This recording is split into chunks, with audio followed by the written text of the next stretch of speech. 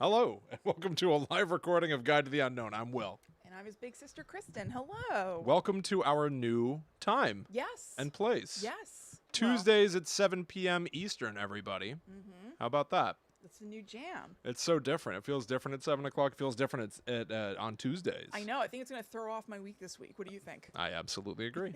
Yeah.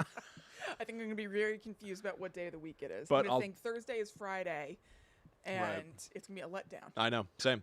But I very much thank you all for helping me with this compromise. Of course. Because of this later start time, I was able to feed my baby Zoe before coming down to the show. Aw, good. A little bonding time. That's nice. Usually I have to launch right from work to the show, basically. Yeah. So this was Well, good. good. Thank you very much. I got to go say hi to her right before bedtime and see her in a little zip-up sleepy thing. That's right. Ah, she's so sweetie. Ooh. Yeah, what's going on, everybody? Ooh. Hello, Joanna, Kit Kat, KB, Stephanie, Yeah. Johanna, Mara, Andrea, Kat, Brittany, Christy, Stephanie. Woohoo. Woo! Woo! Yeah, Papa time is V important. Woo-hoo-hoo. They're a little cutie. Woo-hoo-hoo. And Christy, I'm glad to hear that. That's awesome. Oh, that's great. Yeah. Good, Christy.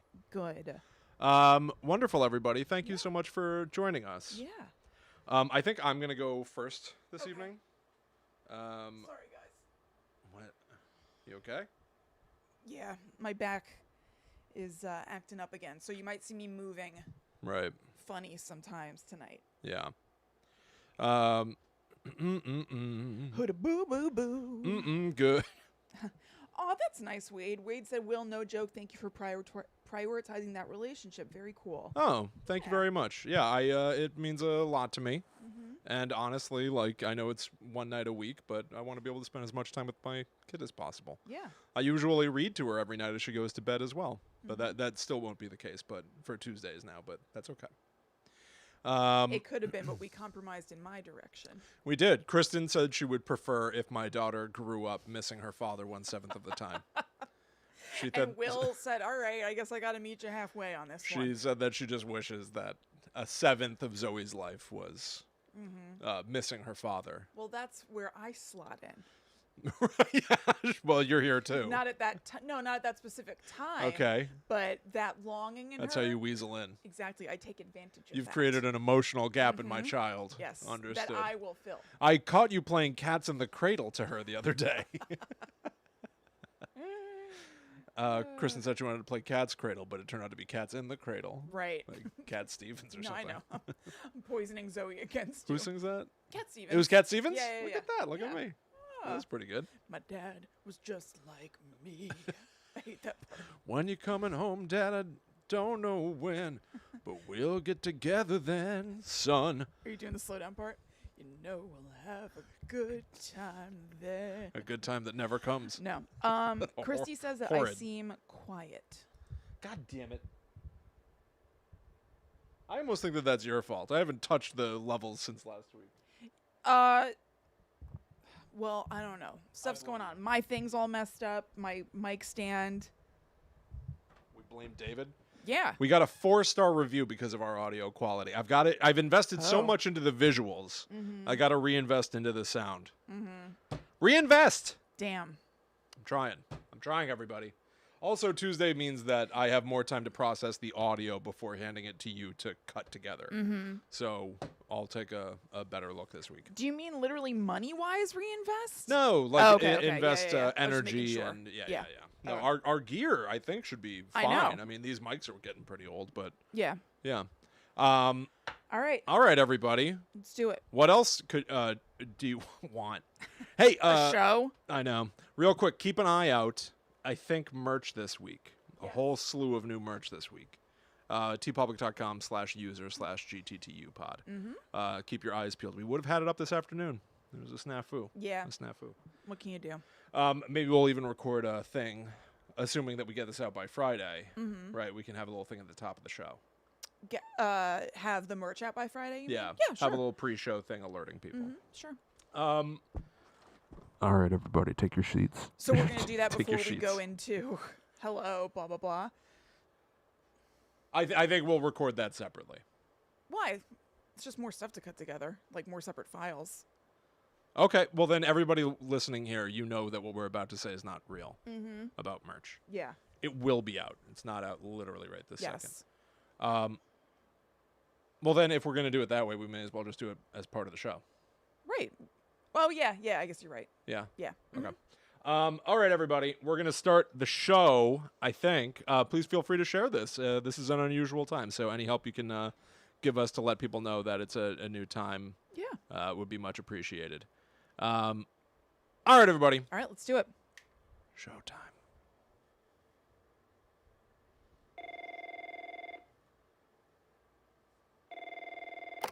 Hello. Are you going to listen to a podcast? Do you like scary podcasts? What's your favorite scary podcast? Well, it better be Guide to the Unknown.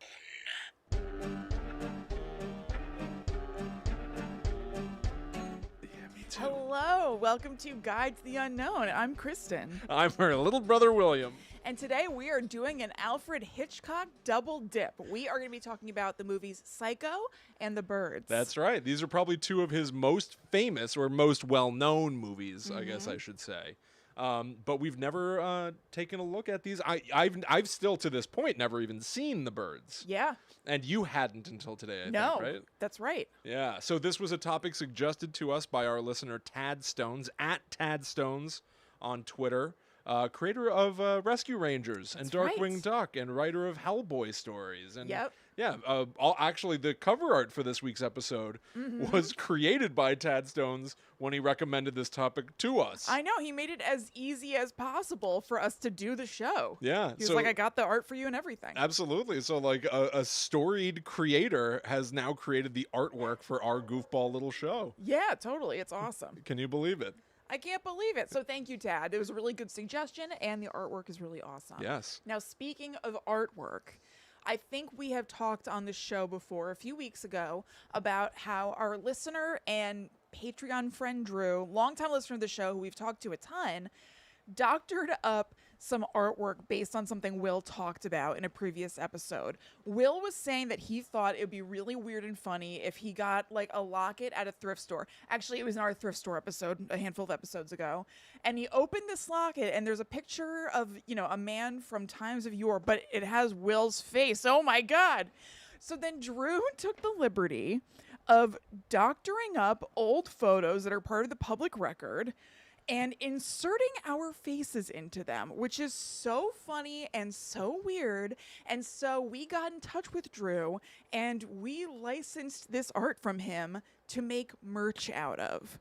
So right now, if you go to tpublic.com/user/GTTUpod, you can get any manner of things that have Drew's artwork on it and have kind of us on them. I'm definitely getting like a notebook of the of the artwork of an ancient form of me with crossed eyes. It's really awesome. I am so excited. There are also like evil Victorian children versions of us, almost like we were somehow like dastardly twins. Yeah, so there's a solo Will, a solo me, and then us together. Yeah, and the solo Chrissy is a little portrait of a girl with giant bat wings. Yeah, it's awesome. Almost like Kristen's ancient ancestor is like an eldritch god. Yes. I think I've been labeling Maybe these. we should make another merch thing of that real picture of me from when I was a little kid dressed like Samantha. Yeah, we can do that. If anybody cares about having shirts with us on them, like Well, a ton. there's already a whatever. shirt with you on it, you That's narcissist. true. That's true.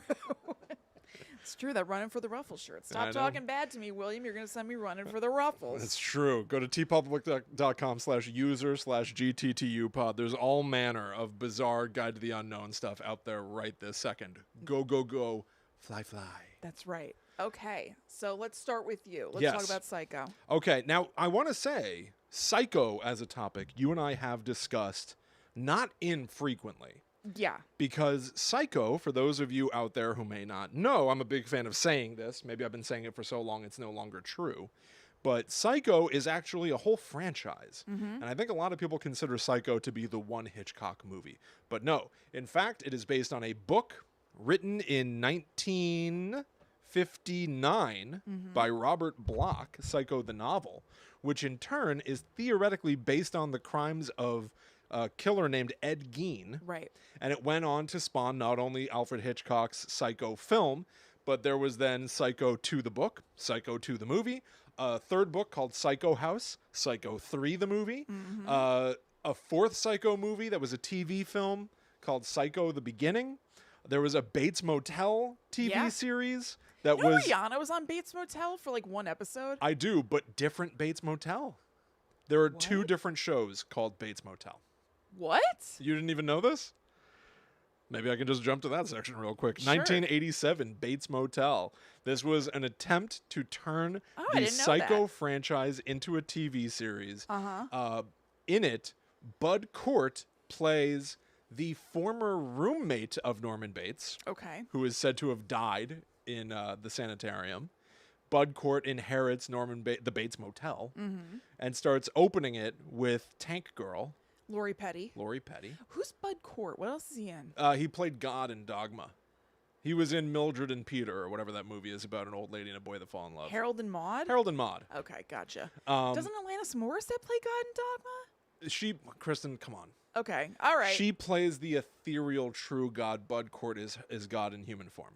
Man, I don't remember that at all. Oh, come on. Oh, come on. Oh, come on. Okay. So, yeah, that TV series. Now, you would think that the DNA of Psycho, I think the thing that everybody knows about Psycho is serial killer who dresses like Mother or believes he is Mother, murders people who stay at the motel. Right. Right? Psycho, the book, and the movie both are the truest form of that story, the origin point of that story. But if you look at this as, yes, a franchise, that you would think would be the main ingredient. Somebody running the motel is killing people who stay there, some sort of identity mishmash. No. The Bates Motel TV series that they first tried to make has Bud Cort learning that the Bates Motel is haunted. Right. And he sees the ghost of a young Jason Bateman, and they learn a really emotional lesson about life and death on the show. Huh. It's a supernatural show. Yeah. Which is bizarre. Weird. But then, yes, the well-known Bates Motel series would later come out in 2013 with Freddie Highmore, and this was very much a sort of television recreation of, or reimagining of, the events of Psycho the book and Psycho the movie. And much expanded. Oh, yes. Yes, Went on for like 5 seasons or something. Yep, and it takes 5 seasons to tell the story of the original book and the original movie, with a lot of embellishment and, drug running plots and a whole manner of things that are not part of the point of why you want to watch that show. Yeah. But I'm getting ahead of myself. So let's talk a little bit about the origin of Psycho as a story, because you and I have certainly talked about this concept a lot. We actually covered Psycho book 1, 2, and 3 on our old podcast, Book Club Schmuck Club. I'm going to have links in the show notes for everybody if you want to listen. Bear in mind, a long time ago, a very different kind of show. There is cursing on that show. I don't know. Go in at your own at your own peril. But we covered Psycho in episode 7. Psycho 2 took us 2 episodes, 63 and 64. In episode 89, we covered Psycho House. We also guested on the podcast Books in the Freezer. Yep. It was episode 80 where we talked about the trilogy of Psycho books.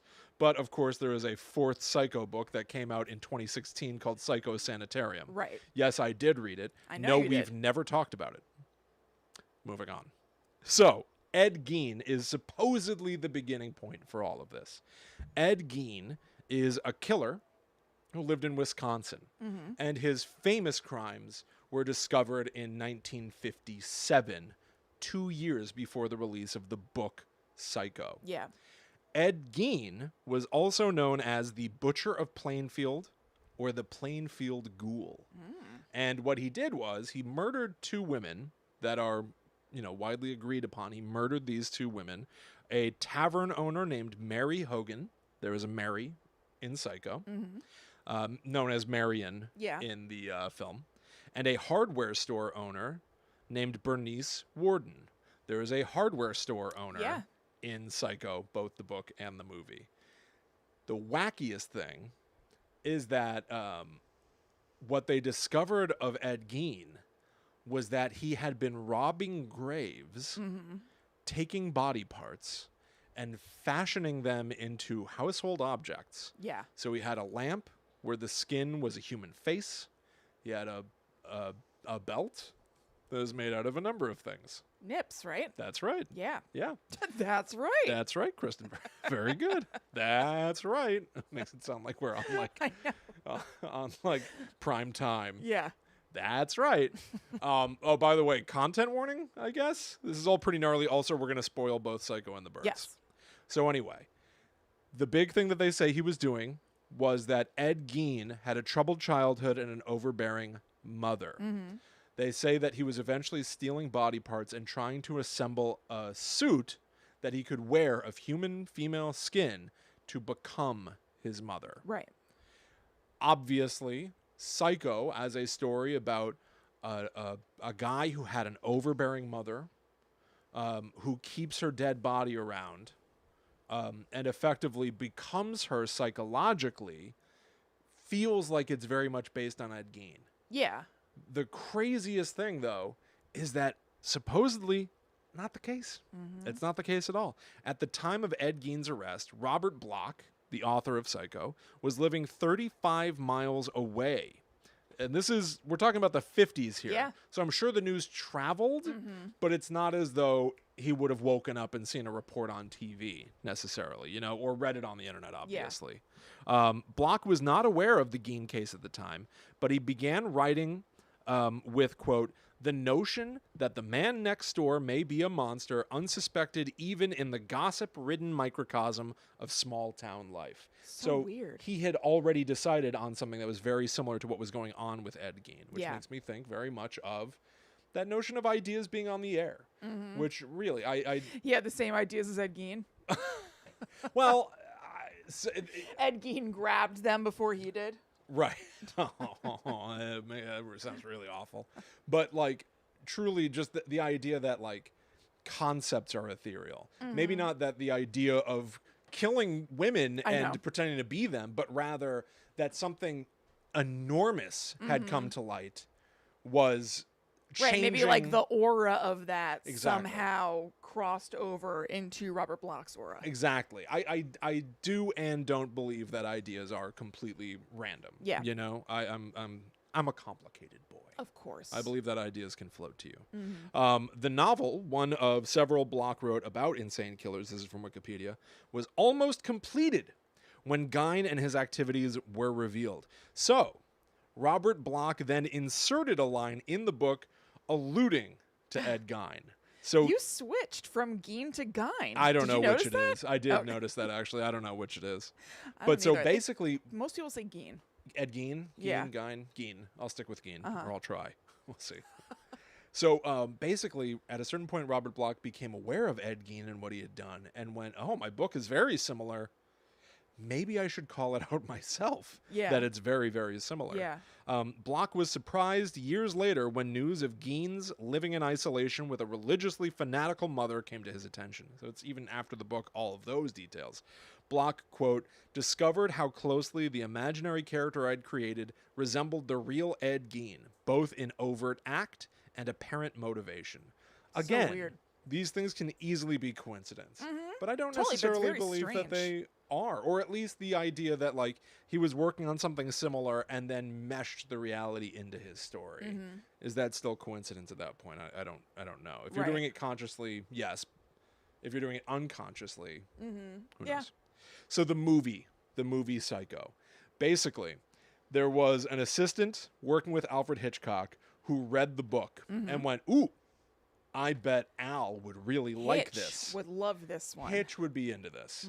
And so they sent the book to him or showed the book to him. He read the book and immediately went, purchase every copy of this book. They bought all the books so that nobody Yeah. could find out what happens in It's it. amazing. Which I still think is probably both enormously exciting as a writer and probably insanely frustrating. Yes. I think You're that making it so that sucks. nobody can read my book. I think it sucks. I'm glad you like my story. Yeah. My writing is also something I'm proud of, though. Yeah, not just the story. By the way, the book It's is so good. incredible. Yeah. I've read it now a few times, and I still find it to be chilling in a way the movie different from the It's movie. very different from the movie. It's not quite as far as like The Shining, the book being different from The Shining, the movie, but like not completely dissimilar. No, and they're honestly, both great, but they're different. the language of a book and the language of a film are so different. I think they both are absolutely masterpieces. They rule. Really, they're both incredible for a variety of reasons. They each deserve the limelight. What's weird is that Psycho. We all know Psycho is a black and white film from 1960. I think the modern interpretation is, boy, what an old movie.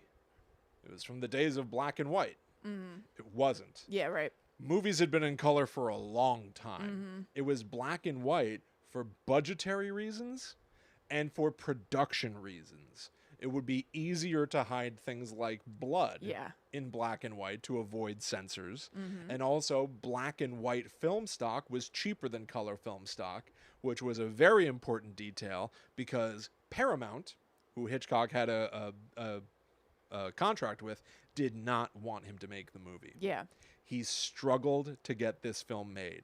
They said initially, first of all, the book is too repulsive and quote unquote impossible for film. Yeah. And they said that, he's got too many competitors at this point by 1960, Alfred Hitchcock. Weirdly, for Psycho being the Alfred Hitchcock film, it was one of his last movies. It was like in the last 10 movies he ever made. Yeah. Prior to this, he'd already made Rear Window, Vertigo, Rope, Dial M for Murder. He'd already made movies for 40 years before this point. So he said to Paramount, I need to make this movie.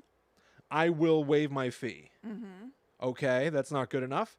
I will use black and white stock. It'll be cheaper. Okay, that's not good enough. I didn't know that he waived his fee. Oh, yeah. Wow. He waived his fee in exchange for 60% stake in the movie, which was a very wise move because this ended up being by far his most successful film. It's like Jack Nicholson having part stake in Batman. Yeah, the Batman deal. Yeah. The Joker deal. I wonder if that still happens. I've heard people debate. So, like the Joaquin Phoenix Joker, did he get a piece of that I think it has to be his likeness. Oh, really? Oh, well, then he's out. I think. Yeah, but he gets a cut of like all toys, Wait, no, maybe you're right. I don't know. I have no idea. I'm not sure. Who knows? What we're alluding to is that when Jack Nicholson made his deal to be in the 1989 Batman movie, part of his contract was that he would have part ownership basically of the concept of the Joker. Now I think of it. So he got money, like you don't usually make money from toys that are made of you. He got money from like every toy of the Joker, whatever. But yeah, now that I think about it, I've heard it both ways. I've Yeah, heard I people have say that the too. deal is up. I've heard people say that the deal is still going. I think it's a I've never looked forever into it deal. myself. Yeah. I just don't know if it means every single thing that has the Joker in it. But I think it's a forever deal. Yeah, I don't know. I think didn't Robert Downey Jr. do the same thing with the Avengers movies? There was something like that. I don't know. I haven't heard that. So he personally ended up financing the film himself, and then Paramount just distributed it. This is how badly he wanted to make the movie. He ended up making it with the crew from his TV series, Alfred Hitchcock Presents. Huh. So it was TV people making the movie. That's cool. Janet Leigh agreed to take a quarter of her usual fee. Point is, a lot of paring down and compromise to get to where they were. And honestly, like, necessity is the mother of invention, and I really wonder if that was part of kind of creating the magic. Right? It really Like, could have been. Sometimes constraint on creativity ends up like pressure on coal to turn it into a diamond. Like, it ends up just being the finest thing it can possibly be. I say that as a creator who wants more of a budget. But like, you fight your way out of a paper bag, you know? So the plot of Psycho concerns Norman Bates, a mild-mannered gentleman, tall, thin in the movie, though not in the book, played by Anthony Perkins, and he runs the Bates Motel. And one day he gets a customer, Marion Crane, who is coming from the big city, and boy, oh boy, she stole a lot of money. The first portion of the movie, the entire first act, is solely about her, of course. This is one of the most famous things about the movie. They set it up as if she is our main character, only to then have her arrive at the motel with the money that she has stolen. She meets Norman Bates. They have a heart-to-heart. She goes to take a shower, and he watches through a peephole as she gets undressed. Overwhelmed, Norman Bates runs away. Marion hops in the shower. Uh-oh, here comes Mother. Yeah. An old woman arrives in the bathroom, pulls back the shower curtain, and stabs Marion Crane to death. Norman Bates is left to clean up after Mother, eventually finding a newspaper. Unbeknownst to him, it conceals the money that Marion Crane stole. Right. He doesn't care about the money. He doesn't know about the money. He ends up throwing the money in the back of Marion's car along with her body and sinking it into a swamp. The Marion Crane story is done. Yeah. It never meant anything. Of course, it's incredibly meaningful to theme and everything like that, but the sort of false, they refer to this as a false protagonist. They invest so much time in her plight. We understand her life. We understand her wants, her needs. Psycho can easily, as a title, refer to Marion Crane stealing the money and going on the run. Kind of. Oh, it's not a mistake. No, I know, but I don't agree. Well, Psycho as a larger than life term obviously connotes something so much bigger than stealing. Yeah, totally. She doesn't feel, like, I know it's not, I know that's intentional, but it doesn't hold water for me. Sure, but her story could easily just be a drama. You know what I mean? But Norman Bates even has the line, the very famous line, "We all go a little mad sometimes." Yeah, she did go a little mad. She went a little mad. Yeah. She went a little psycho. And she was in the process of pulling herself back. When she's taking the shower, it is literally and figuratively her changing her mind. She's going to clean up and she's going to come clean. Is what that moment is. Only for Norman Bates to reveal, "Oh, I'm Psycho too." Yeah. I'm not the movie Psycho too. I'm Psycho as well. I'm Psycho as well. And that's the end of her. Yeah. Then her sister enters the story, and she and Marion Crane's beloved start to investigate what has happened to Marion. It becomes a little bit of a crime story, an investigation story. And they uncover the fact that Norman and Mother are the same person. He murdered his mother and her boyfriend years ago, and has been occasionally putting on her clothes and her personality and killing people. It is one of the most famous plots in horror history. It is one of the most famous horror movies of all time. Yeah. And it was set up with Hitchcock doing commercials himself, where he gives a tour of the hotel, and he, as he's walking through the hotel, he's like, "It's just an average hotel room like you'd see anywhere."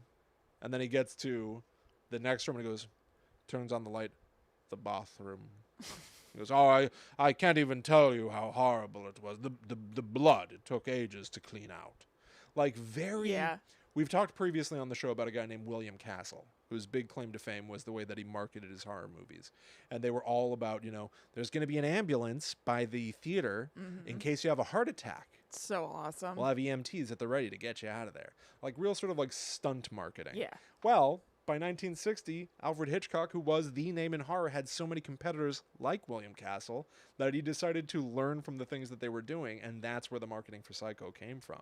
Sort of mimicking the kinds of stuff that William Castle would do. Yeah. He was the reason why film started to only allow you in for certain show times.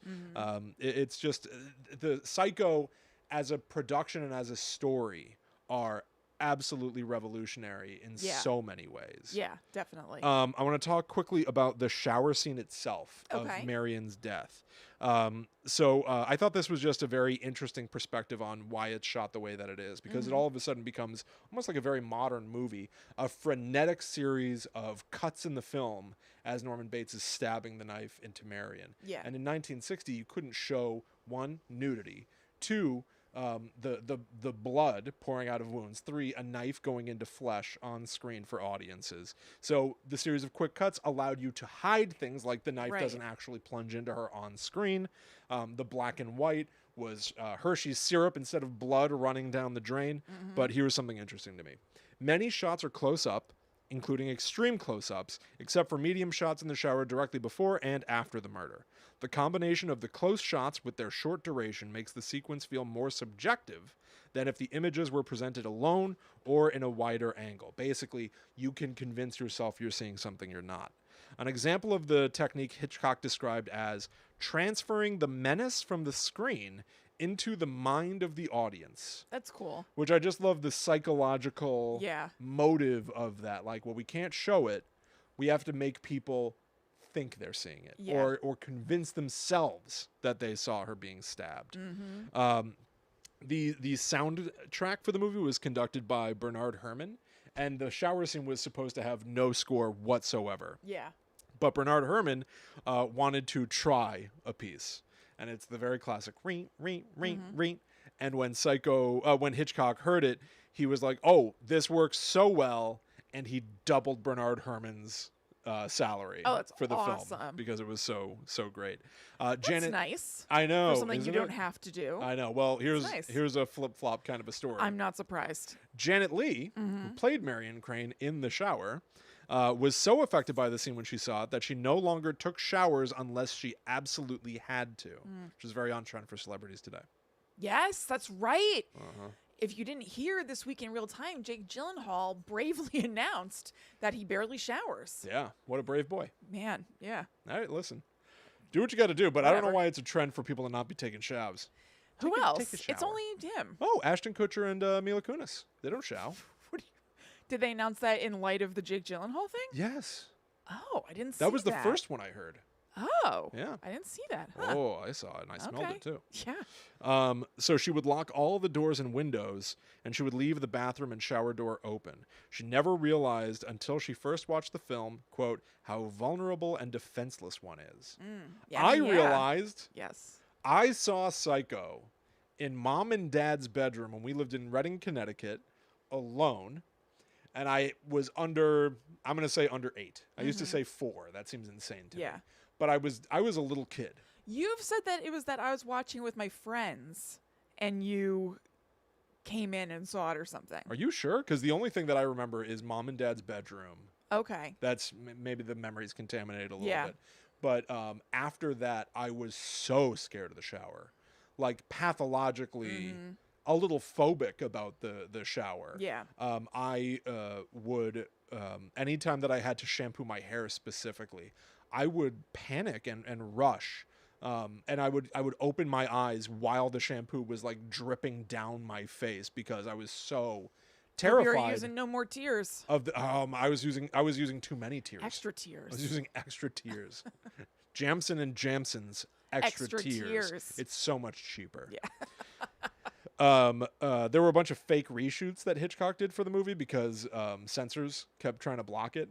So he would go like, I reshot it. And then he'd just show them the same footage and they'd be like, yeah, it looks better this time. That's so funny. Which is what Wes Craven would later do with I Scream. know. He would lie about that sort of stuff. But here are some moments of censorship throughout the globe. In Britain, the BBFC requested cuts to stabbing sounds and visible nude shots. In New Zealand, the shot of Norman washing blood from his hands was seen as disgusting. In Singapore, I guess they didn't censor it. They were just like, oh, this is disgusting. This is disgusting. In Singapore, though the shower scene was left untouched, the murder of Detective Arbogast and a shot of Norman's mother's corpse were removed. In Ireland, Gary O'Hara banned it upon his initial viewing in 1960. Who was he?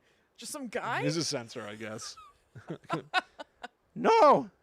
I say no. Get this out of me country! That means nothing, Gary. I'm like 90% You're just a Irish. guy. Yeah. You're just some dude. Yeah. I'm loud, though. You listen. A highly edited version, missing 47 feet of film, was submitted to the Irish censor. O'Hara ultimately requested that an additional 7 cuts be made, and they're amazing. The line where Marion tells Sam to put his shoes on because it implied that earlier he had his pants off. Yeah. Well, his pants or I trousers. think I may have. It rings a bell. They make a point of saying he had his pants or trousers off. One or the other. Yeah. Maybe even both. Ooh. Both his pants and his trousers that he usually wears together. Well, I know in England they call undies pants. That's true. I call them pants here. Yeah. I say little pants. I'll go like, You call them pants here. I do here in the house. I know, it's here in my abode here. It's funny. If I'm not wearing like presentation pants, I'll be like, oh, so I'm in my little pants. That's what I say. Like I gotta wash. Who are you warning? I've got to wash my little pants. I usually just say because I enjoy. Yeah. To be honest, I'm amused. No, I get it. I'm I amused get by it. the phraseology. They also requested to remove 2 shots of Norman spying on Marion through the keyhole, Marion's undressing, the shots of Marion's blood flowing down the shower, the shots of Norman washing his hands when blood is visible, incidents of multiple stabbings. O'Hara wrote himself, "One stab is surely enough." This is awesome. The words "in bed" when the sheriff's wife says, Norman found them, his mother and her boyfriend, dead together in bed. Oh. It's fine to find them dead. Yeah, right. But if they're in bed, oh my goodness. Man. And Arbogast's questions to Norman about whether he spent the night with Marion. Okay. Unacceptable in 1960 in Ireland. God. Yeah. When the movie first came out, the results were very mixed. Some people said that the film was like disgusting. Someone said it was a blot on an honorable career, plainly a gimmick movie, merely one of those television shows padded out to 2 hours. And the Catholic Legion of Decency, my favorite superhero team, gave the film a B rating, meaning morally objectionable in part. Oh. Okay. That doesn't seem so bad. The Catholic Legion of Decency was cool with it. Yeah, they were like more chill than Gary O'Hallahan or whatever his name was. I know. Again, we are Irish. Until Janet Leigh's death in 2004, she received strange and sometimes threatening calls. Yikes. Black Christmas, Halloween, Scream. Yeah. Right? Yeah. Letters and even tapes detailing what the caller would like to do to Marion Crane. Oh, God. One letter was so grotesque that she passed it on to the FBI. 2 agents visited Leigh and told her the culprits had been located and that she should notify the FBI if she received any more letters of that type. Oh, my God. Like, she's already feeling traumatized from the shower stuff, and now it's not just, like, her inner self making her upset. Like, there are things coming in from outside. Isn't it just crazy? That sucks. Here's a Room 237-esque theory I read online. There are a number. Room 237, I should say, is a documentary about the movie The Shining, where people share their sort of theories. Some of them are very intricate, outlandish, but I love them. Yeah, it's awesome. I don't necessarily believe them, but it's an example of like people loving film and Yeah, probably it's looking too fun. close. Yeah. But I thought this was interesting. There are a number of references to birds. Marion's last name is Crane. Yeah. She is from Phoenix. Norman comments that Marion eats like a bird. The motel room has pictures of birds on the wall. Bridget Puker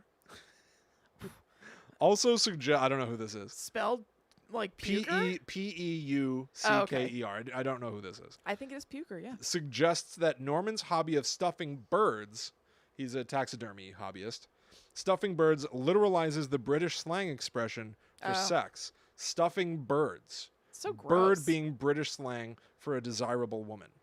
But also, he's taxidermied his mother, with whom he has a questionable relationship. So, I honestly, I think that is probably looking too close. And I'm usually the one who likes looking too close. But I just thought that was really interesting. Stuffing birds. Yeah. All right, let's move on to. I know I do want to say this.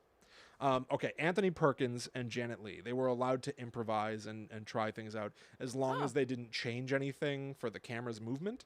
So if the camera didn't have to do anything special for them, they could do whatever they want in a scene to a certain extent. An example of Perkins' improvisation is Norman's habit of eating candy corn. Is that in the final movie? Oh, yeah. He's constantly munching. He's eating stuff out of like a little bowl. That's so funny. I remember that from the Gus Van Sant remake in like the early 2000s or maybe 99, but I didn't remember that from the original. Huh. Absolutely. Which to me is almost just like candy corn I exclusively think about with Halloween. Totally. Right? You don't eat candy corn any other time Do you like of the candy year. corn? I have grown into being fine with candy corn in my older years. Yeah. You? I don't care for it. I don't hate it, but I don't like it. Fair enough. But early in the movie, there was a moment where it was something that they were filming accidentally had Christmas decorations in it. So at a certain point in the movie, there's a title card that says it's December whatever. But then he's eating candy corn, and it almost made It's not that you notice these things consciously necessarily, but they almost collectively give the movie a sense of taking place all the time. Yeah. Right? I Or love happening it when impossibly. movies do that. Yeah. I think it's fun. And even I just love that there's a little Halloween DNA here. I also like it when there are things that are just like subconsciously possibly off-putting or could like give you the sense that something's off kilter, but you don't even know what. Like Right. a part of your brain registers that there are Christmas decorations. A part of your brain recognizes it as candy corn. So while you're watching the movie, you might not be thinking of that, but something back there in your mind is like, this is weird. Yep, absolutely. I love yeah, that. I'm a big fan of things that you don't necessarily immediately pick up on. Yeah, I think it's cool. Obviously. Throughout filming, Hitchcock created and hid various versions of Mother's corpse in Janet Leigh's dressing room closet. Oh my God. Janet Leigh took the joke well, and she wondered if it was done to keep her in suspense or to judge which corpse would be scarier for the audience. Interesting. Which I read as she doesn't know why he did it. He didn't explain it. I think he She didn't- seemed to get jollies from being horrible to women. Yes, my understanding is that he was plainly terrible to Yeah. women. I think that he was he's said to have been like truly awful to who is it that Tippi plays? Hedren. Yeah, is that right? So yeah, absolutely. And the last thing that I really want to say about Psycho is one, my feeling, and I watched it a few days ago for this show, and once again, like I just watch it and it's a beautiful movie, Yeah. and it's so sort of like engrossing and suspenseful. Even there are long shots of Janet Leigh driving, and the way that she's looking in the rearview mirror and it's reflecting her eyes. Honestly, that's later something that I think Tarantino would start to mimic, that shot, just because it's really, you see only her eyes and she can look into what's happening behind her, and just makes you feel like something is about to occur. It's so suspenseful and interesting. But the movie is so creepy and odd. And Anthony Perkins has such a childlike energy. Oh, I know. That's one of the weirdest things about it. It's absolutely incredible. Yeah. And I still haven't done this yet, but I've talked about this for years. My ass has got to cash my mouth's check. What is what's the phrase? That ended up working. You would say like, my mouth wrote a check my ass couldn't cash. All right, my ass is going to cash this. Yeah. Don't worry about my ass. Yeah. I've got a big weird theory about horror movie DNA, and how there are three great big horror movies that each changed the game: Psycho, Halloween, Scream. Each are about 20 years apart. Each features a Loomis, Sam Loomis in Psycho. Yeah, I know. It's so weird. Dr. Loomis in Halloween, Billy Loomis in Scream. It really worked out for everybody. Each has a sort of Janet Leigh proxy. Yep. Obviously, Psycho was really the movie that popularized the false protagonist by having Janet Leigh for the first act, and then she's killed. Then in Halloween, it is no mistake that Jamie Lee Curtis is the actual daughter of Janet Leigh and is the main character of that film. And then Scream is very clearly playing off of the sort of thing that Psycho pulled off with Drew Barrymore's character, who's dispatched in the cold open. They all are about men with knives wearing costumes of a certain type, and people who have a sort of like a dysphoria or a changing personality, or believe themselves to be greater than, or their reality changes real life to a certain extent. So I really think that those are a sort of unofficial trilogy of films that I love that theory of yours. make horror what it is. Yeah, I think that's so cool. And the biggest of all, after each of these films, horror immediately went, how do we copy this? Yeah, it changed in reaction. Psycho had copycats, Halloween had copycats, Scream had copycats. They're the big guns. Yeah. So yeah, that's really all I have to say. I absolutely love Psycho. Yeah. I highly recommend you go listen to the other places where we talked about the books. And also of note, we talked about another movie from 1960 that is one of the first slashers of all time, Peeping Tom, which we discussed in episode 151 of Guide to the Unknown in our slasher history episode. Excellent. Very good. All right, so before we move on to talking about the birds, I want to tell you about our sponsor, career coach Tracy Michelle Bullock.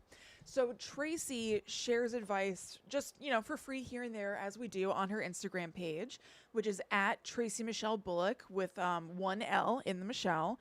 And so we thought we would share one with you as a little bit of a tip of the week. And here it is. Let it start small. Give your project permission to have a slow burn. Make knowledge your only expectation. Okay, I think this is excellent advice. I agree.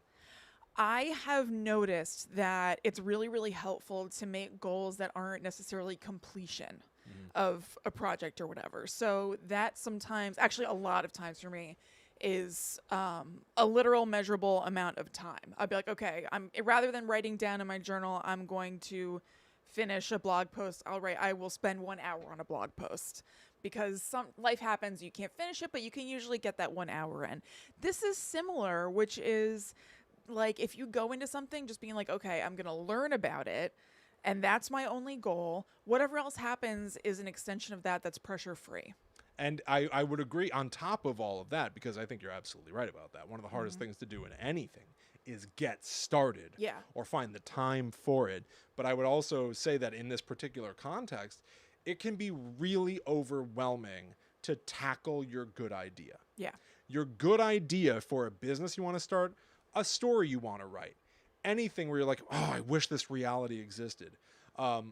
It is very hard to jump from, ooh, what a good idea, I feel pumped about this idea, to the patience it requires to actually execute on that idea. So I think that this quote to me is also about, don't feel like if you don't make your idea come to life in one push, like you're not making progress. Yeah. Go step by step. Slow burn. Take your time. I work with somebody who's a big fan of the phrase, we eat whales with small bites. You'll get there, but only if you do take those steps. Yeah. If you don't start, you're not going to get to the end. That's right. Yeah. Very good. So, among other things, if you want somebody who can help you with that, Tracy offers 30-minute coaching sessions for free, which is so sweet, that you can book through Instagram or through her website, www.simplicitydoyourdream.com. That's right. Tracy can help you start. For personalized advice from a business pro, you have to work with Tracy. Make your appointment for career coaching by going to @TracyMichelleBullock or www.simplicitydoyourdream.com. Just for Guide to the Unknown listeners, Tracy is offering 20% off your first month of coaching if you name drop GTTU Pod when you get in touch with her. That's right. So that is at Tracy Michelle Bullock, Michelle with one L on Instagram, and simplicitydoyourdream.com, and let Tracy know that GTTU Pod sent you for 20% off. Bam. Boom. Boom. All right. So let's talk about the birds. Now, William, I know you said you haven't seen the birds, right? I think I may have seen it when I was a kid, but I did not watch it, and I specifically did not watch it for this show. Okay, so I could tell you about it. Yes. Okay, the plot of the birds is that birds just keep attacking people. Birds Gone Wild. We don't pursue knowledge about why. Uh-huh. We just keep switching locations, and birds continue to attack at those locations. Really? Yes. We don't get an origin? No. Oh. No. We just keep going different places because we're scared of birds, and then birds show up at the next place. To be fair, we don't get a reason in Night of the Living Dead. Yeah, but... Which is another sort of like, Yeah. oh, the dead are rising, they're attacking us. It's about the journey, not about the what. I know, but I feel that we've lived in harmony with birds for so long at this point. It's like 1962. I'm beset. My house befouled. It's like 1962 or whatever. I think that it's a question worth answering. It's also a question worth answering, like why all of a sudden the dead have risen and are attacking us. But it's not like we've been living with the dead in peace and then they've turned. Right. The birds were fine with us. They were fine and now they're not. They're fine and they're not. So really, it's like... My preferred ending, may I just say, my preferred ending is they somehow protect themselves from the birds. Everything's fine. They're huffing and puffing, One turns to another and goes, "What was that all about?" I would have loved. Smash to black. Credits. What do you think? At the end of the movie, What was with the birds? At the end of the movie, the dude in the movie gets in the car and turns on the radio, and he hears like, "Yes, this is a problem all in this area. We're looking into it." We all agree it's a problem. Like, what? So seriously, I Liam, like it. It's seriously that. Someone likes it? Is there one person who's like, what's everyone upset? No, but that is the plot of the movie, basically. There is a little bit of a love story. First of all right, you're going to be able to... I didn't love the birds. I was like, what the hell is this movie? I'm so happy you didn't like it. I mean, it was just... I love hearing upset Kristen. It's just boring. Yeah. I'm not even that upset. I don't understand. I guess I am. I don't understand why everybody loves it. What's going on? I was watching this. I was like, what the hell? So I'm gonna have to watch it now to give a second opinion. People love it. Yeah. Love it. That's part of why I feel free to talk shit about it. Yeah. Because like I don't feel like I'm like, first of all, like taking a dump on some like independent artist who's trying to make it, and then I'm like, oh, your movie's stupid. It's like, Hitchcock. Hitchcock is fine. He's had 60 years of people loving it. Yeah. And here comes Kristen. Yes. I don't like it. It's weird. So basically, it's weird. It's so strange. There's kind of a romance thing going on. There's this like socialite lady who goes into what is not just a bird store, but a pet store that seems overrun by birds. This is the most bird heavy pet store I have ever seen in my life. Move them. Apparently not. There are birds everywhere, but then there's like a dog sometimes. It's so strange. Is the dog being carried by birds? It's so weird. So she and this dude have a flirtation in the pet store, and then she like stalks him down and finds him in his home, which is like a long way away in a place called Bodega Bay. Goes to like, she buys birds for him and then is driving them to him. Just met this guy, doesn't know him. Driving them to him in Bodega Bay as kind of like a joke sort of thing, like getting you back. So she's kind of famous. She's a socialite, and she had been in the news for romping around in a fountain in Italy naked, the papers said. Apparently, when you hear her say it, ask her about it, she says a friend pushed her in, the papers made up the naked thing, whatever.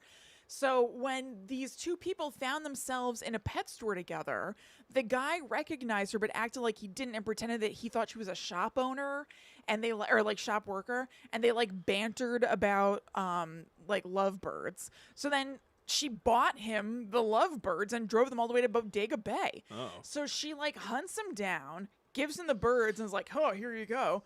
But they hit it off and they're cool and stuff.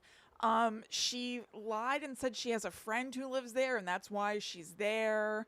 And it turns out that friend actually kind of dated the dude and likes him. So they have a mild love triangle / amicable friendship.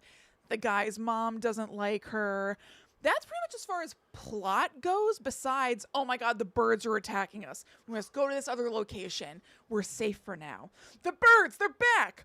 Over and over and over. Okay. Until the last scene where they are holed up in the dude and his mom's house, and birds just start they're breaking down the roof, they're coming through the windows, they are going for it. And so, she goes upstairs to check out the scenario, gets like totally overrun by birds, and is like very upset and traumatized. And so it ends with him getting the car, and that's when you hear the radio come on and people being like, yeah, there are birds everywhere. And putting like a semi-conscious Tippi Hedren in the car and like driving her to the hospital, and that's it. So it ends with her still unwell. Yes. So, all right, I have a few questions for you because I'm not trying to besmirch your reporting. Okay. There's got to be some reason or a thematic purpose to this. I'm sure there's thematic purpose. But as far as we know, the birds have just turned. I have a few questions I've written down. Okay. One, this isn't actually a question at all. I lied. It's a theory. Maybe these are the birds Norman Bates killed come back for revenge. Maybe. Because we're following it's the next movie made, yes. 1960 Psycho, 1963 The Birds. Mm-hmm. So if we're talking about stuffing birds in Psycho, and now the birds are attacking, It's almost Norman Bates' prey Yes. come back. come to take their pound of flesh. Perhaps. Next question. Yes. You talk about how there's location after location after location. Oh, the birds are attacking. We got to go. Yeah. When I think about birds attacking, I think about the fact that a bird flies into your window and it dies, right? And that's horrifying. That happens. Do they kill themselves to get in? You Uh, know what I mean? Do they die in the course of trying to I bet some do. fly into... That's not really like a thing they show, though. No, they do show one seagull fly into a door and it's dead. Okay. She and the guy and the girl who liked the guy that she's there to stalk are talking, and they hear a thud at the front door, and there was a seagull that rammed into the door. Also, when she was on her way over to Bodega Bay, Tippi Hedren gets hit in the head with a seagull. That's the first incident. They could have made a sequel starring Fabio. I know. I was thinking about that too. Famous hunky Yes. man, Fabio. went on a roller coaster.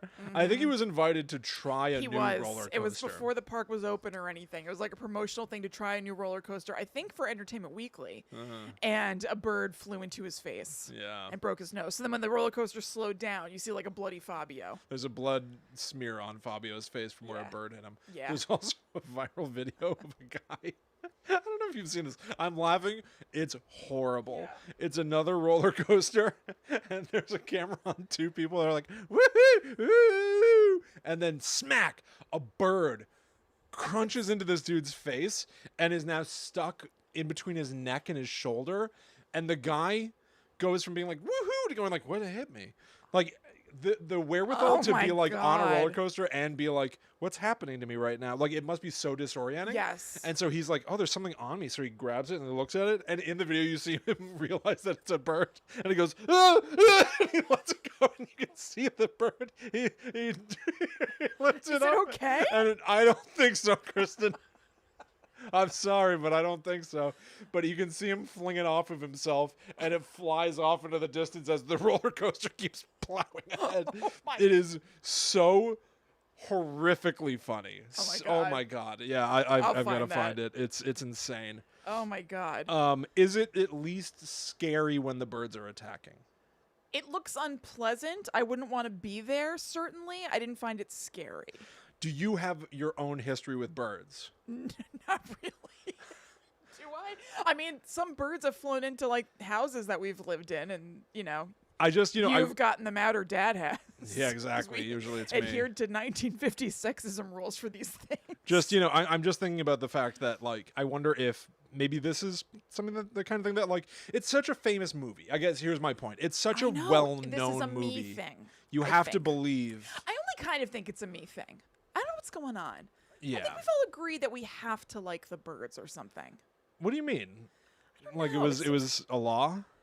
Yeah, it seems plainly like not that good to me. So I'm saying it's a me thing, but I'm also taking it back. Oh my God. William just showed me that bird video for a second. The guy who oh my God, he goes right back to it. The guy unlodges the bird, looks at his friend and does like his hands up like, what the hell? What was that?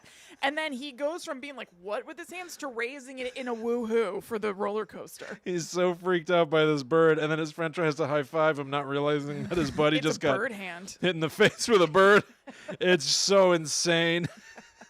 Anyway. Okay, so I didn't find the bird stuff scary. Obviously, I wouldn't want to be there, but basically, I found it unpleasant because there'd just be blocks of time with a bunch of frantic bird song happening. Right. And, like, it doesn't look that great, which isn't a criticism because it was made in, 1963, and they, like, had to really, really try and strive for this technology. So I think for the time, it was good. It was up for an Oscar and everything. But, like, through 2021 eyes, I'm not like, oh, God, how scary, those birds. Okay. Like, it looks superimposed on top of what's happening. Because you can certainly watch movies from that era that are still... Like Psycho. Psycho's 3 years earlier, Yeah. and it's still as scary. So yeah, I just didn't you find think it's a failing of the movie itself that it doesn't scare you? I mean, I don't get scared all that easily anyway, except for jump scares, but I just think it's boring. Yeah. Is basically my complaint. The point at which I wrote in my notes, controversial maybe, this movie is boring. I wrote, a lady has been talking about sacks of chicken feed on the phone for like 2 minutes. Oh. So this was foreshadowing that the birds are mad, I guess. She's complaining to somebody that her chickens don't like the chicken feed that she bought at the shop and is like talking about the chicken feed for a while.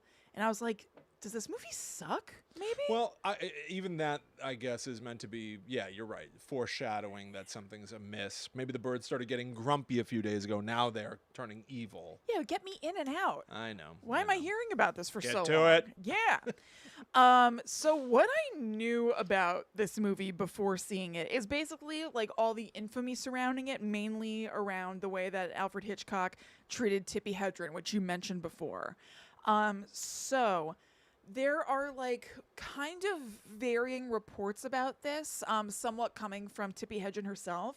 She had said originally, and also her co-star like said, yeah, I witnessed this too, that he was like kind of coming on to her and stuff, and then when she wasn't receptive to that, he was touching her, he was being suggestive. Oh. When she wasn't receptive, it seemed like he turned and decided to punish her for that and started being really crappy to her, making her do like a million takes. Yes. And- Okay. Yeah. This is what yeah. Right. So there are two points during the movie that she got hurt. One point is the famous phone booth scene where she's in a phone booth and all the birds are flying at the glass. This is a ridiculous movie. Birds are flying at you everywhere. It's silly. Is it based on a book or anything? Yes, it is. Okay. It's not much like the book, apparently. But this is silly, William. Yeah. Birds just keep dive bombing everybody. Was he trying to recapture the magic of Psycho? You know, a No, similar, it like, doesn't feel adapted anything from like a book. Psycho.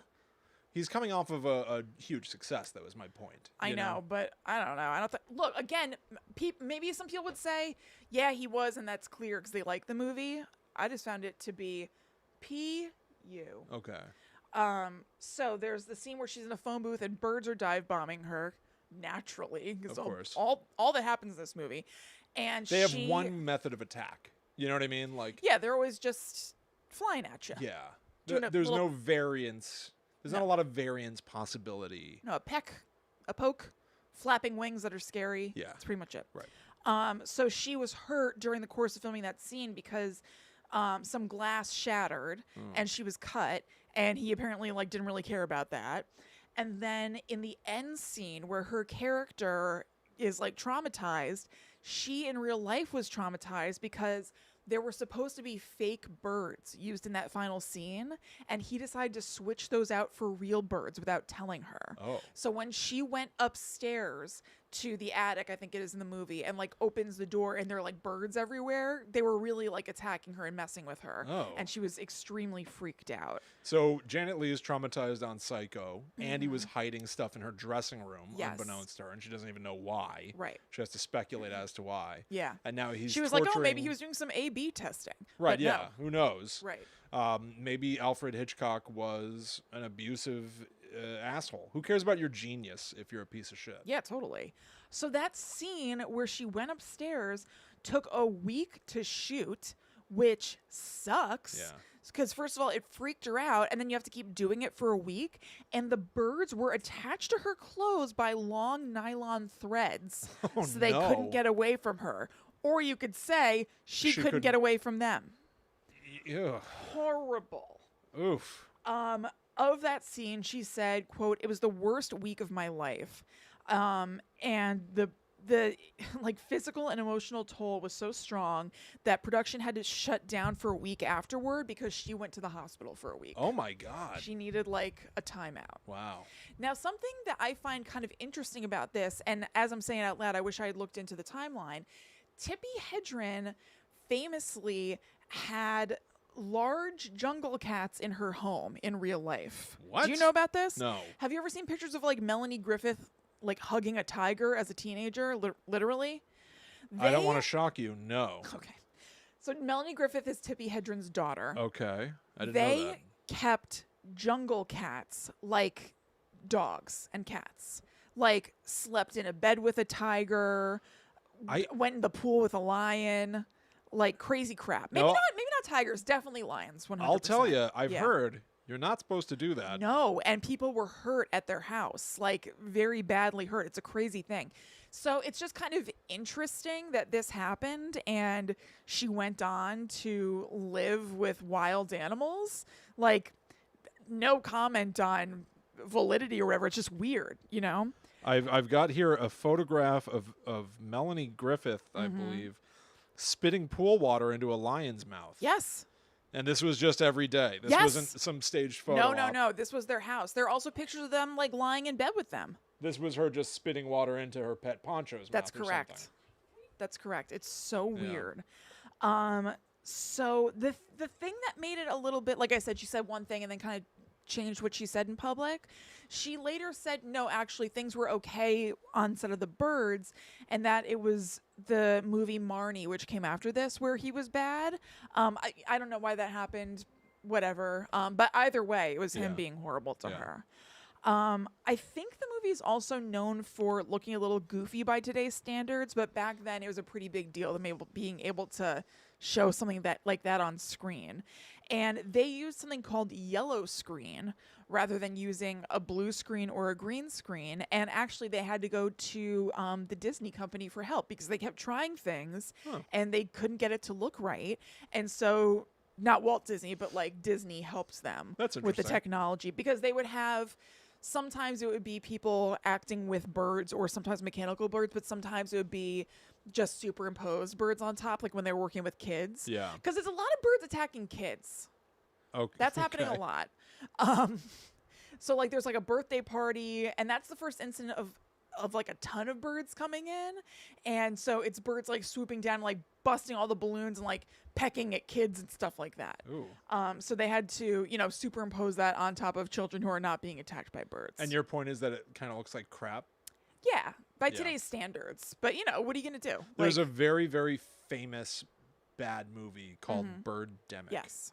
Which is CGI birds attacking people, but they don't even, they almost, the CGI is so bad that they look more like they're floating rather than flying. Yeah. Like, it almost looks like when you have, like, a rubber bat on a string and you're bouncing up and down. That's what the CGI birds look like in Birdemic. Yeah, totally. But I was thinking, coming into this episode, like, I wonder how they could have done those effects. I guess, listen, it was probably, revolutionary for the day, but didn't age well. Yeah, totally. Yeah. I mean, I think people were pretty blown away by it at the time. But now it doesn't look good. But again, I don't fault it for that whatsoever. So, like you were talking about, Alfred Hitchcock is known for like kind of fun, gimmicky marketing things that he's done with movies. And so this one was no exception. And one of the coolest things that they did for this is that they gave out bird masks. So it'd be like a piece of paper with a like bird's eyes and a beak on it that you could cut out. And the deal was that if you wore yours to the theater on the first Saturday that the movie was released, and this like lottery serial number was on the inside of them, on the inside of the mask, matched up with a bunch of numbers that they had at each theater. If you were able to match up just by chance, then you get to see the movie for free. All right. That part's kind of fun. Uh-huh. But the bird mask... You have to be wearing your bird mask. Kind of sucks. Yeah. Right? Like a crappy bird mask. Yeah, it's like a paper bird mask. Yeah. So let's do some trivia for the movie that I thought was kind of cool and interesting. And this also this one kind of ties into the marketing stuff. At the UK premiere, when the audience left, there was the sound of screeching and flapping birds from loudspeakers that were hidden inside of trees. Oh, when they left the theater, which that's I think is very, cool. very fun. I think that's very fun, yes. The schoolhouse that they shot in for the school scenes was said to have been haunted, and Tippi Hedren said that it felt like it was haunted during filming and that the whole cast and crew was weirded out by it. She said that she had the feeling while there that, quote, the building was immensely populated, but there was nobody there. And so then when Alfred Hitchcock was told about the schoolhouse being haunted, he's even more encouraged to film more and more there, which That's I think cool. is very fun. Yeah, that's very fun. Several endings were considered, and one was that we would pan over to show the Golden Gate Bridge completely covered in birds. Okay, you're saying that like it's lame. No, I would like that. Oh, okay. Yeah. Yeah. There's a Planet of the Apes vibe here. Again, I do think there's something of a zombie movie vibe, although zombies wouldn't be invented in their modern incarnation for another few years. As you're saying that, it makes sense, but it didn't feel like zombie stuff to me. Fair enough. Yeah. But yeah, also like the 50s, granted this is the 60s, but like the 50s were big on like scientific or science fiction animals attack type stuff, you know? Yeah. So it makes a certain amount of sense. Mm-hmm. I'm still very curious to see it, I think. Yeah. Why Are not? you I know you are aware this is a setup, but the Mel Brooks movie High Anxiety, Of course I am. which the entire film High Anxiety, I mean, highly recommend. It's one of the greatest movies of all time. Yeah. Is the entire thing is a parody of Alfred Hitchcock. And there is a scene in that movie where they parody the birds, and I think it's that Mel Brooks is sitting on like a park bench Yeah. and a bird poops on his shoulder. Yeah. And he notices it and looks up, and then it happens again and again. Right. And again. Just and he chase starts him out of there. He starts running. He starts running as So far good. as he can, and the birds are pooping on him, and he just keeps getting hit, and the soundtrack is just like plop, Yep. plop, plop, plop, plop, plop, plop, plop, plop, plop, as he's running and running from the birds, and it's all shot like Hitchcock. Was the big thing about that movie is that like the cinematography of it was actually mimicking the cinematography of Hitchcock as well, so it had the feeling of Yeah. a Hitchcock movie, but it's Mel Brooks running while getting crapped on by birds, and Yeah. it's goddamn funny. It's awesome. So speaking of running, so there's a scene where all these kids are running from the schoolhouse, and the way they did that is obviously they didn't have, and birds are attacking them like crazy. It's like a real onslaught in this one. And the way they did this is that they put kids on 3 rows of treadmills at the studio. Cool. So they could have them running against, I guess, this yellow screen. But kids are clumsy. So kids kept falling and flying into each other on the treadmills. That was funny. That's great. Let's see. Okay. Oh, so during the birthday party attack scene that I mentioned, this is so messed up to me. I was reading this and I was like, oh God. And then it has I was pleasantly surprised at the ending. So during the birthday party attack, in order to ensure that the gulls could pop the balloons, because that was an important part of it, they pop a whole bunch of balloons, the birds. Pins were placed inside the birds' mouths and their beaks were taped closed. What? This I did not like. No. I still don't like it. But one of the gulls with its mouth still taped flew away, and the trainers spent hours looking for it because it would have died if it couldn't open its mouth. Their efforts paid off and they found the bird, Good. which I was happy about. I was kind of surprised. I thought they would just be like, oh, lost one or whatever. Yeah. So I was kind of happy to hear that at least they made sure to take care At of least it. they cared in some way Yeah, I know. about the animals they had in the movie. That was going to be one of my questions as well. I'm sure How they most treat the movies birds. have a tag on them of no animals were harmed during the making of this film. I don't know. You don't know? I don't All know. right. Yeah. All right. And this is the last thing, fittingly. The movie does not finish with the usual "the end" title card because Alfred Hitchcock wanted to give the impression of unending terror. It's open-ended. And we do a similar thing on this show, where if you listen after our end music, we have a little snippet of Yeah, that's right. conversation to imply that the conversation carries on. It's true. To imply the party hasn't stopped yet. That's right. So that's The Birds. Very good. Did you know that there's a sequel to The Birds? Yes, I did. It was not well received. It's called The Birds 2 Land's End. It was a TV movie. Yeah. Yeah. Ti- Yeah. Tippi Hedren's in it But not as a different character. Right. One of my favorite horror traditions. Yeah. So weird. They bring back the main cast, but they're Someone not else. the same character. I know. Who could possibly care? I know. It's very weird. It's very, very hard. Yeah. Makes it very hard to enjoy. They probably wanted a youngie. You know what I mean? For the main character. Well, but you can at least say, like, you can at least have her go, like, I've seen this before. Yeah, right. No, she's somebody totally Well, different. I've seen this kind of bird activity before. We still don't know why. Well, I haven't seen birds behave this way since 1963. I was in a movie called The Birds. It plays herself. So we record this show live. Tuesdays at 7 o'clock Eastern. We've changed our time. Get into it. But that means that as we're talking right now, we have a live chat of people who are listening to us speak, one of whom is Tad Stones, who suggested this very topic for us this week. So I asked Tad in the chat, I said, I would love to hear your rebuttal to Kristen's opinions. Okay. Because I want to know if you took a listener's suggestion and then dumped all over a movie that they love or something. It's not impossible. It's not impossible. Not impossible. But I had to be true to myself. But here's what we've got from Tad Stones, which is fantastic. He says, audiences were scared at the time, not to Psycho levels, though. So I forgot to say this. Reception was mixed. I'm Yeah. not alone in thinking that this is Right. Birdie Doo-Doo. I believe that was on the cover of the Daily Post. Yeah. And then Tad Stone says, my Hitchcock insight. I went to college with Alfred Hitchcock's granddaughter. He used to call them on Christmas Eve in the persona of Alfie the Elf. That's all I got. That's cute. It was very sweet. That's very nice. Thank you, Tad. Thank you very much, Tad. Thank you for the suggestion. Yeah. I love, honestly, the fact of the matter is, I love talking about horror movies. Me too. And I love seeing Kristen upset about something that she had to watch. Luckily, it wasn't too long. Kristen, before this show, also posted on Instagram. I did. She was like, before I'd even spoken to her about any of this, I was like, oh, I know what I'm in for, and I can't wait. Because I thought we were both going to love this. I love Psycho. I was right? expecting to like it. It Yeah. could have been a new... Yeah, totally. a new 'Cause discovery People of- love it. So I was like, Exactly. oh, I'm just catching up. But I Yeah. was so pumped when I opened Instagram, and what you had posted was, this is... the birds is so weird. This is the only good part. Yeah. And it was Tippi Hedren just look... It's so strange. disjointed shots. So a bird flies into a dude who's filling up his car at a gas station. He falls over. And so then the gas spills and makes its way over to another car. And this guy gets out of the car and lights a cigarette and drops the match. And like, I'm laughing because Tippi Hedren and some other people are inside this restaurant being like, no, don't drop the match. And he's like, what? Huh? And drops the match and like explodes. So it's so strange. They have these reaction shots where it's just Tippi Hedren's face, like moving by degrees. So she's like all the way to the left, you see explosion. Slightly more to the right, explosion. Slightly more, explosion. All the way to the right, explosion. It is very bizarre It's looking. very goofy. It looks like a comedy. And then honestly. that's the only time I woke up. I was like, oh.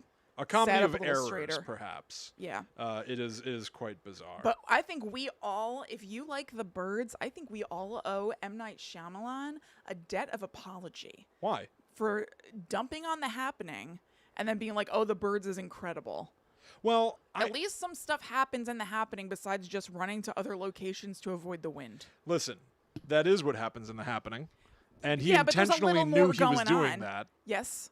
And everybody gave him a hard time. Yeah. There's a little more going on than that. This was seriously just new house birds, new house birds. Someone's died, birds. I do Eyes think pecked out, birds. I do think it's kind of funny, the idea that the structure of this movie, it's first of all, it's called The Birds. Yeah.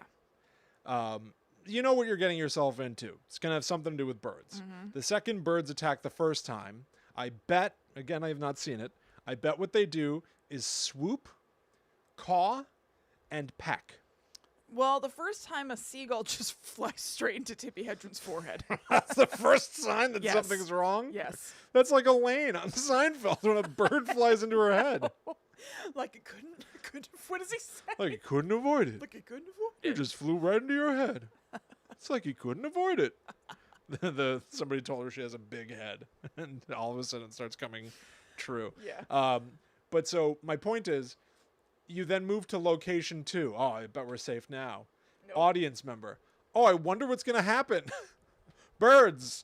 And they're gonna do Yeah, what but, birds like- do. They're gonna swoop, caw, and peck. Make contact with the outside world. Tell someone. They're just in their Right. own community running from birds. My point is, we know exactly what the threat is, and we know everything they can do. And even if you get to a new location, you know what's going to come get you. Yeah, sometimes it's different kinds of birds. It's like there's a lady who shows up and like explains the difference between crows and ravens. I actually kind of liked her. It's just I would think that a modern version would be like, you know, and I know what I'm about to say is really stupid. I know it. But like, you imagine that maybe it starts with like a little sparrow, okay. a little teeny chickadee, right? And then you have to have like a diverse number of locations. I do think this does seem to me like you've got to get from A to B to save somebody, right? But it does feel like it has to culminate in a big bird. That there's a genuine, large aviary threat. Now it's an eagle, an American bald eagle. Rather than a big bird, they went for a lot of little birds. The most amount of birds we had seen to that point. Okay, fair enough. But like, it's just how do you create a progression is my feeling. Because from minute one... How do you solve a problem like Maria? From minute one, you know exactly what the threat is, what the threat is capable of. Yeah, but I thought something else was going to happen. Anyway, I'm just saying the same thing over and over again. So don't watch The Birds on Peacock, by the way. It's on Peacock? Yes. Is that true? Yes. All right. Tad Stones also says, danger. Change location. Danger. Yeah. Change location. Nowhere seems safe. Danger. Isn't that the structure of a slasher film? Granted, most slasher films have an ending. Now, Tad, that is a very, very interesting point. And that is where I think we start getting into how a slasher can have different things going on in it. The slashers that I personally champion are the ones where the interpersonal relationships of the characters convey a certain amount of weight, or where they are discovering something about the killer. Scream is a whodunit slasher. It's a slasher in its DNA, but it's a whodunit at its core. You, as the audience member, should be watching everybody closely to figure things out. Yes, there is a, every 10 pages, a knife has got to come out. So yes, there is a rote formula to it. A very simple formula. I know. Everybody's a suspect. Yes. But so I wonder if maybe that was, for your point, maybe that was a missing ingredient in The Birds. Maybe some element, not of whodunit birds, but of these characters being a little more fleshed out so that you care about their stakes, and the birds are really an insurmountable weather event. You, I should also say, you're afraid, and you've said this in the past, big weather.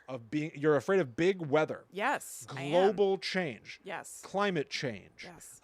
Oh my God, how are we going to get away from this tsunami? Or the entire globe is freezing.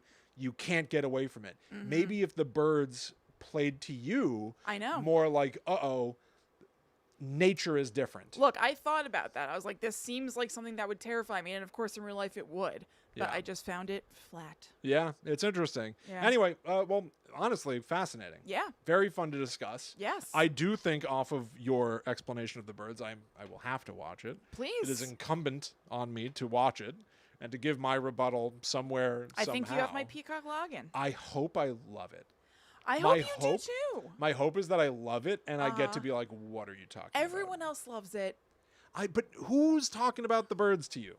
Who are you talking to that's like, I love The Birds? It's a known thing that people love The Birds. That's like 95% on Rotten Tomatoes. It's interesting. Yeah, I don't know. Very interesting. I am just saying, I think that, legacy films. I know, that's what I'm saying. I think we're giving it too much credit. Right. All right, everybody. Down with birds. Down with birds. Kristen's had enough. Yeah. Just like you've had of us. That'll do. Mm-hmm. We're done. That's right. Thank you so much for listening. We hope you enjoyed it. If you liked the show and you want to help support us and get even more from us, then you can go to patreon.com/GTTUpod. And if you donate $4 or more per month, then you get a bonus episode that comes out on the 13th of every month. So actually, if you're listening in real time, it comes out the same day as this episode, Friday the 13th. There's a brand new episode waiting over on the Netherworld Dispatch podcast feed. Not only that, it's an episode with tremendous stakes. Yes, it has big consequence for our listeners. Big consequence. Big no-no. Woo! Kristen and I are once again playing a series of horror-related games. Yes. Against each other. Trivia games. Things where Kristen and I compete to see who's the most clever to solve a riddle. Mm-hmm. Things of that nature.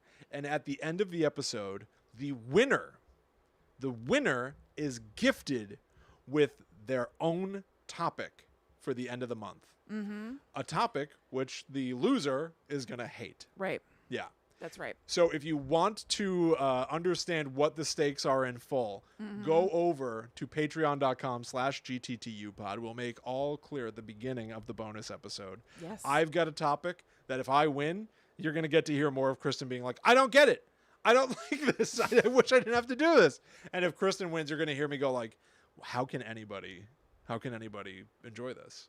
Either way, one of us is going to be very unhappy at the end of the month because of That's right. today's, on the 13th, new Patreon episode. Patreon.com/GTTUpod. That's right. You can also find everything that is Guides to the Unknown related at gttupod.com. So that's links to our private Facebook group, our merchandise, all of our episodes, Patreon, all kinds of stuff. All So head kinds of over. stuff. Yeah. And if you would like to reach out to us individually, you can certainly do so. That's right. I'm at Chillin' Kristen. I am at The Myth Traveler. So thank you all for hanging out with us. We'll be back next week for more psychotic stories. Perhaps we'll be a little bird-brained. Oh. But until that time comes, we must travel. Back to the netherworld go we. Tweet, tweet, tweet, tweet, tweet. I'm a bird.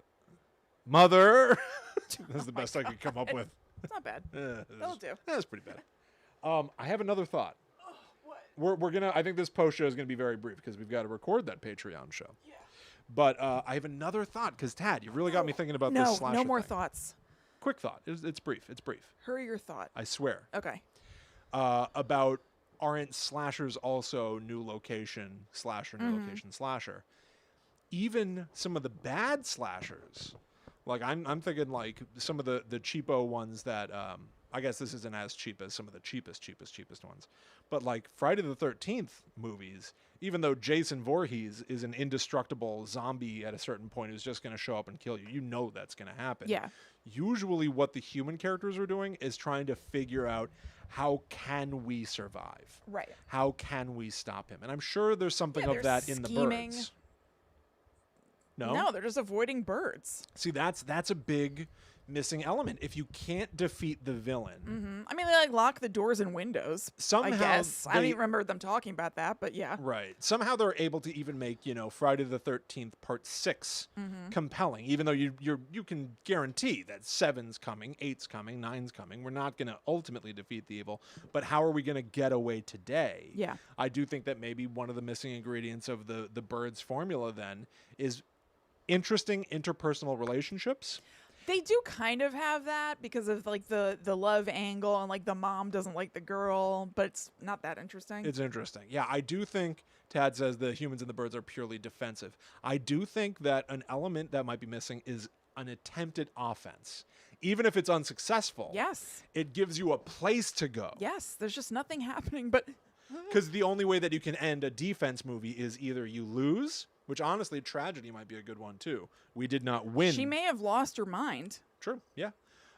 Or the worst ending is, all right. See you next time. We sort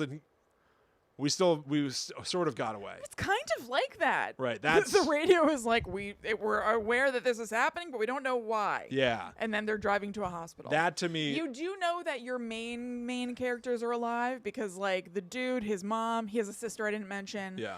And the Tippi Hedren are all driving away, so you know that they've made it, I guess. Right. But maybe not if birds are doing this in other counties. Yeah. I don't know. It's fun to see characters in a movie, even if it's, even if they're not ultimately going to win. It's fun Yeah. to see people, a disparate band of people go like, how can we all, our ragtag crew, team up to win? Yeah. Even if they don't win, that Yeah. can be pointed as well. Yes. But they have to be active in some way. They've got to be Yes. trying something, I think. Yes, William. Yes. Yes. The birds. The birds. The birds. All right, everybody. All right. Hope you enjoy. We got to go. What's this? Ted says you guys should watch the cut scene where they try the cat cannon on the birds. So now this is If what you should only. be animating right now. Yeah.